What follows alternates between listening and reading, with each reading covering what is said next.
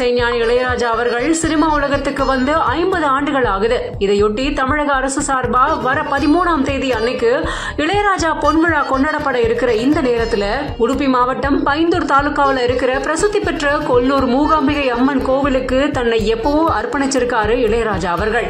அந்த அம்மனுக்காக தான் ஏதாவது செய்யணும் அப்படின்னு நினைச்சு 4 கோடி ரூபாய் மதிப்பிலான வைர கிரீடத்தை காணிக்கையா வழங்கியிருக்காரு. தன்னோட வாழ்க்கையில கொல்லூர் மூகாம்பிகை அம்மனாலதான் நிறைய அதிசயங்கள் நடந்ததா இளையராஜா அவர்கள் பல முறை சொல்லியிருக்காரு. அம்மனுக்கு கிட்டத்தட்ட 4 கோடி ரூபாய் மதிப்பிலான கிரீடத்தை காணிக்கையா வழங்கினது மட்டும் இல்லாம அங்க இருக்கிற வீரபத்ர தேவர் சுவாமிக்கும் வெள்ளி கிரீடமும் வாளையும் காணிக்கையா கொடுத்திருக்காரு. இந்த ஆபரணமானது கோவிலை சுற்றி ஊர்வலமா மேலதாளம் முழங்க செண்டை மேளத்தோட கொல்லூர் மூகாம்பிகை அம்மனுக்கு வழிபாடு செஞ்சு வழங்கப்பட்டது குறிப்பிடத்தக்கது.